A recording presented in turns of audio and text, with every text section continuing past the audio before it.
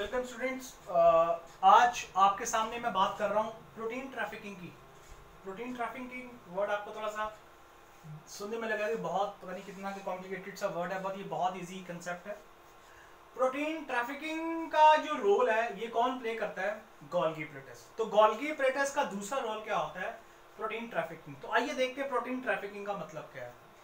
Start करने से पहले आपको मैं जस्ट बेसिक सा बता रहा हूँ कि जो प्रोटीन है वो ये रिसीव करता है और प्रोटीन को पूरी बॉडी में डिस्ट्रीब्यूट करने के प्रोसेस को हम क्या बोलते हैं? Protein trafficking. देखिए स्टार्ट करते हैं। It is the important that translated protein are delivered to their specific cell location. तो बेटा ट्रांसलेटेड का मतलब क्या है? मैंने आपको पहले बताया था जो आपका डीएनए होता है वो कन्वर्ट होता है आपका एमआरएनए में, उसको बोलते हैं ट्रांसक्रिप्शन। फिर ये जो आपका एमआरएनए है वो प्रोटीन में कन्वर्ट होता है, इसको बोलते हैं ट्रांसलेशन। तो ये जो प्रोटीन जो बनता है इसको ये बनता है with the help of translation process. तो इस प्रोटीन को हम क्या बोल सकते हैं? ट्रांसलेटेड प्रोटीन बोल सकते हैं। तो कहता है कि जो ये ट्रांसलेटेड प्रोटीन अब बना एंडोप्लाज्मिक रेटिकुलम में, अब इसको जो पूरे सेल्स में डिस्ट्रीब्यूट कौन करेगा? उसका डिस्ट्रीब्यूशन का काम कौन लेता है? Golgi apparatus. To accomplish this, the proteins is transferred through a series of membrane structure. ये करने के लिए ये प्रोटीन को सीरीज ऑफ मेम्ब्रेन स्ट्रक्चर से क्या करते हैं? हम ट्रांसफर करवाते हैं।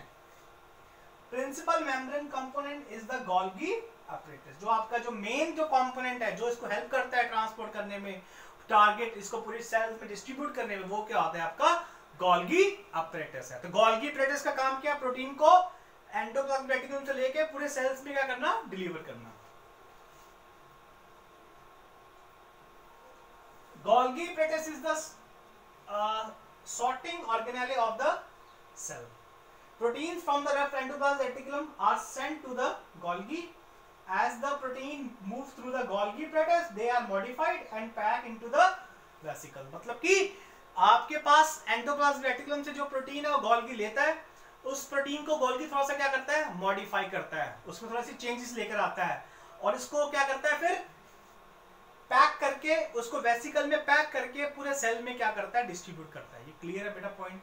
प्रोटीन लिया, उसको थोड़ा सा हल्का सा उसकी स्ट्रक्चर में हल्का सा चेंज किया और उसको पूरे सेल्स में क्या कर दिया? पैक करके डिस्ट्रीब्यूट कर दिया। Because the Golgi apparatus receive the protein from one location and target them for the delivery to a second location. First location का मतलब है एंडोप्लाज्मिक रेटिकुलम, सेकंड लोकेशन का मतलब जहां पे इसको लेके जाना है सेल में, जहां भी रिक्वायरमेंट होगी, जैसे प्लाज्मा मेम्ब्रेन प्रोटीन की रिक्वायरमेंट है तो सेकंड लोकेशन क्या बन जाएगी? आपकी plasma membrane. It is sometime considered to be as post office of the cell. कोई आपसे पूछता है कि व्हाई गोल्गी एपैरेटस को पोस्ट ऑफिस क्यों बोला जाता है? आपने बोलना है एक जगह से सामान लेके दूसरे का क्या करता है? ये पहुंचाने में क्या करता है? हेल्प करता है। जैसे अब मैं आपको दिखाने जा रहा हूं स्ट्रक्चर ऑफ गोल्गी।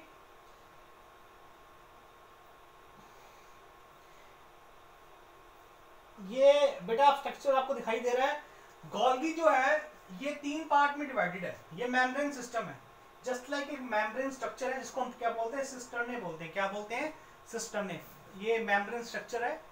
तो बेटा गोल्गी जो है ना ये तीन पार्ट में डिवाइड करते हैं इसको, सिस गोल्गी, मीडियम गोल्गी और ट्रांस गोल्गी। पहली तो बात ये है जो गोल्गी के सिस्टर्ने का फेस एंडोप्लाज्मिक रेटिकुलम की तरफ है उसको हम क्या बोलते हैं? सिस सिस्टर्ने। क्या बोलते हैं बेटा? सिस सिस्टर्ने।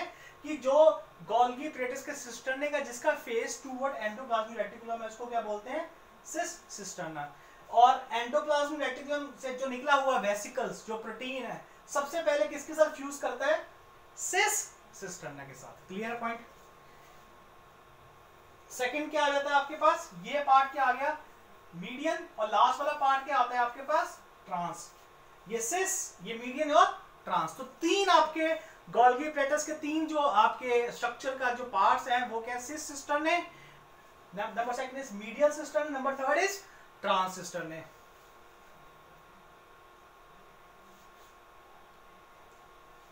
अब ये जो ट्रांस सिस्टर्ने से आपके पास ये जो दिखाई दे रहे हैं ये है ट्रांसपोर्ट वेसिकल जो कि पूरे सेल में क्या होते हैं? डिस्ट्रीब्यूट होते हैं। जैसे मान लीजिए ये आपके पास, जैसे कि यहां से अगर आपको मैं दिखाऊं, एक चीज आपको हेल्प करूं इसमें समझाने में और थोड़ी डिटेल में। मान लीजिए ये देखिए, मान लीजिए ये आपके पास वेसिकल आया एंडोप्लाज्मिक रेटिकुलम से, ठीक है। सबसे पहले किसके साथ फ्यूज कर रहा है, ये सिस सिस्टर्ने के साथ। उसके बाद ये जो आपके पास प्रोटीन है कहाँ चला जाएगा, मीडियम सिस्टर्ना में। वहां पे जाके थोड़ा सा क्या होगा, मॉडिफाई होगा, ठीक है। थोड़ा सा और इसको थोड़ा सा मॉडिफाई करेंगे। उसके बाद ये प्रोटीन किस में आएगा, ट्रांससिस्टर्ना में आएगा।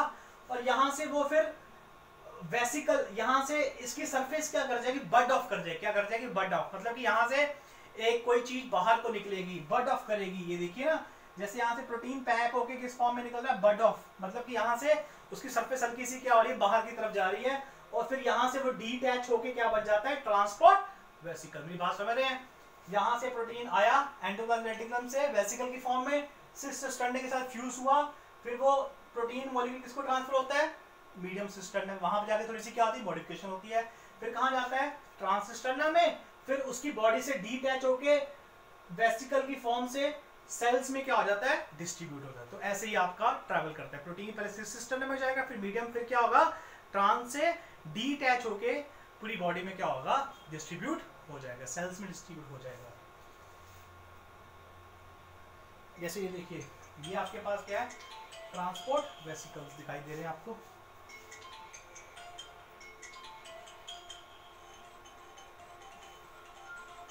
ये देखिए,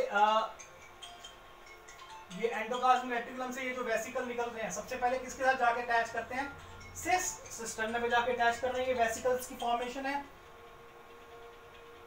ये देखिए, ये वेसिकल सिस सिस्टर्ना में जाके क्या कर रहे हैं, पहले अटैच कर रहे हैं, ठीक है, अटैच कर रहे हैं सिस सिस्टर्ना में। देखिए,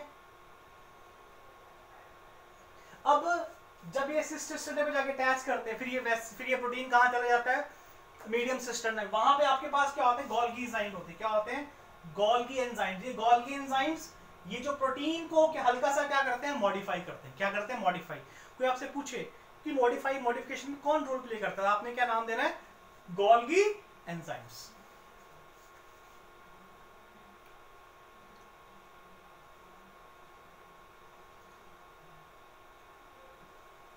ये जो ट्रांस गोल्गी है, यहां से आपके जो ट्रांसपोर्ट वेसिकल को बड ऑफ करके यहां से बाहर की तरफ निकल जाएंगे।